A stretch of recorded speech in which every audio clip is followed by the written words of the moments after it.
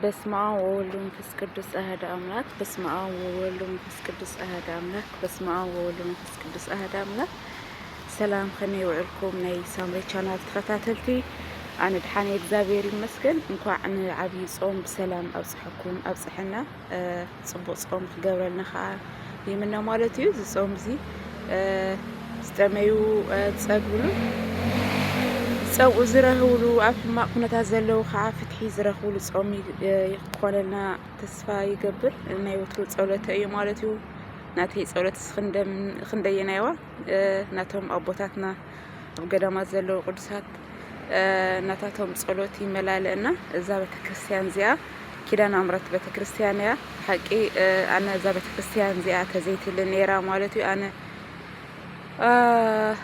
ኣነ ምንም ባዶ እየ ብሓቂ ብዙሕ ነገር እያ ትሕግዘኒ እዛ ቤተክርስትያን እዚኣ።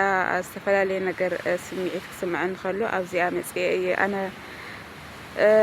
ኩሉ ነገር ዘማኽራ። ንሳ ከዓኒ ኣይትሕፍረንን ትሰምዐኒ እያ ማለት እዩ። ምንም ብዘይ ምንም ጥርጥር ዝደለኽዎ ሰዓት ኩሉ ነገር እያ ተማልአለይ። ኪዳነ ምሕረት ደይ ማዕረይ ኣብዚ እንዳሓለፍክ ነይረ ኣብ ስራሕ ቦታ ነይረሲ ካብኡ ቀረባ ስለ ዝኾነት ካብ ስራሕ ቦታይ ናብ ቤተክርስትያን ናብ ኪዳነ ምሕረት እስኪ ሰጊ ሰላም ኢለ ክሓልፍ ኢለ እየ። እንዲያም ተዓፅዩ ነይሩ እቲ ካንሸሎ ተዓፅዩ ነይሩ። ኣይ ተዓፅዩ በቃ ብደገ ተሳሊመ ክወፅእ ኢለ ነይረ። ኣጋጣሚ ግን ከፊቶም ንዕእተው ኢሎምኒ ደስ ኢሉኒ። ከም ትሪእዎ ኣለኹም ከዓ ክራማት ስለ ዝኾነ ዓድና ኣብዚ ዘለኽዎ ትሪእዎ ኣለኹም ፅቡቅ ናይ ክረምቲ ግዜ እኒኦ ማለት እዩ። ብስብስ ኢለ እየ ዘለኹ ማይ ንባዕሉ ኣነ በስቢስ እየ ዘለኹ። ፅላል ኣጋጣሚ ሓስኩ ብዘይ ፅላል ይንቀሳቀስ ነይረ። ግን ፀሓይ ስለ ዝነበረት ሎማዓንቲ ክወቅዕ ኢለ ሓሰብ ሆይ ብጣዕሚ እየ በስቢስ ዘለኹ።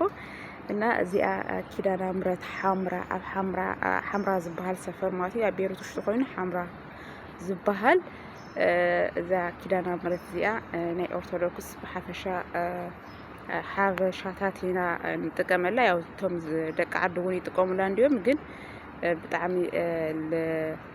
እንትንብለላ ሓበሻታት ኢና ማለት እዩ። እና ኪዳነ ምሕረት እዚኣ ትመስል ሓላለተይ ኪዳነ ምሕረት ንኩላና ትሓልወና። ኪዳነ ምሕረት ዝፀውዐ ብኪዳነ ምሕረት ዝለመነ ማንም ኣይሓፍርን ኣይትሕፍርን እያ ማለት እዩ። ኪዳነ ምሕረት ከዓ ንኩላህና ናይ ልብና መሻት ትሃበና። ኣብ ጭንቅን ፀበባን ዘለና ከዓ ንሳ ሰሚዓ ካብ ጭንቅን ካብ ፀበባን ተውፀአና። ሓላላተይ ዝደለናዮ ሓሳብና ከዓ ተማልአልና። ካብ ኩሉ ከዓ ሰላሚ ጥዕና ይትሃበና። ብሓቂ ኣነ ካሊእ ትርፊ እዩ ካሊእ ስቁዩ እዩ ካሊእ ኩሉ ነገር ቀስ ኢሉ ይመፅኡ። እቲ ኣነ ቀዳማይ ነገር ብነፍሲ ኢሉ በባየ ግን ጥዕናን ሰላምን እዩ እሞ ኪዳነ ምሕረት ጥዕናን ሰላምን ትሃበና።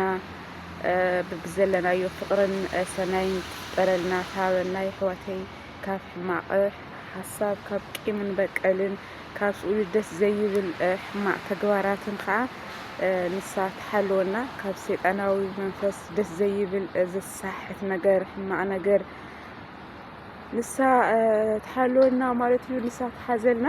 ፅባሕ ከዓ ሎማዓንቲ ቀዳሚ ዝበሉ ዘሎ ያው ፅባሕ ዓብይ ፆም ዝኣትወሉ እዩ። ፆምና ከዓ ፅቡቅ ፆም ክኾነልና ተቀያይምና ተሃሊና ቂምና ንጎድኒ ጌርና ቂምና ብይቅርታ ሓሊፍና ፅቡቅ ፆም ንጅምረሉ ይግበረልና። ፅባሕ ሰንበት እኳ ብጣዕሚ ዝመልአት ማለት ሰብ ምልኢቱ ንጉሆ ኣነ እውን ንጉሆ ክመፅእ ከምቲ ዝብለኩም ዘለኹ ግን ኣብ ስራሕ ስለ ዝነበርኩ ብዚኣ ጌር ከይተሳለምኩ ስለዘይሓልፍ እየ።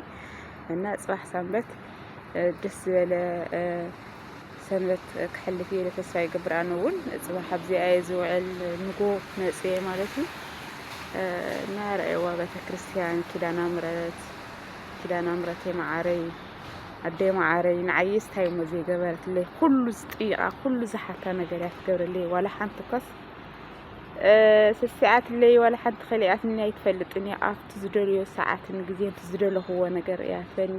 ካባይ ምሕታት ጥራሕ እዩ ማለት እዩ። እግዚአብሔር ይመስገን ስለ ኩሉ ነገር። እና ኪዳነ ምሕረት ረአይዋ እዚኣ እያ ናይ ሊብናን ኪዳነ ምሕረት እዚኣ ትመስል። እስኪ ስለ ሁሉ ነገር እግዚአብሔር ይመስገን።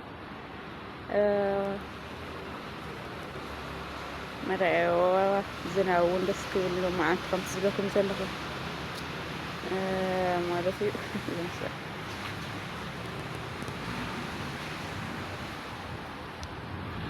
በቃ ኣብዚ መፅኡ ሓቲቱ ለሚኑ ወላ ሓደ ሰብ ኣይትኸልኦን እያ ብሓቂ እውነት ወይ ኪዳነ ምሕረት ኣነ ኪዳነ ምሕረት ኣብ ውሽጠይ ተዘይትህሊ ነይራ ኪዳነ ምሕረት ተዘይትረድእን ነይራ ቀደም ህይወተይ ገሃነም ማእተይ ነይሩ ማለት እዩ ግን እግዚአብሔር ይመስገን ስለ ኩሉ ነገር ስምዕ እያ ተብለኒ ከምቱ ንዓይ ትሰምዕ ንዓኻትኩም እውን ትስማዕኩም ንዓኻትኩም እውን ኣቤት ትበልኩም ሓላላተይ ማለት እዩ እስኪ ማስታወሻ ናይ ኣብይ ጾም መእተዊ እስኪ ምስ ቤተሰበይ ንምንታይ ኳዓ ንዓብይ ጾም ብሰላም ኣፅሐኩም ዘይብሎም ኢለ እየ ቀሪፀ እያ ማለት እዩ እና ኣሕዋተይ ዝተባረከ ዝተቀደሰ ናይ ጾም ግዜ ክኾነልኩም ከዓ ይምነ ሰናይ ንዓኹም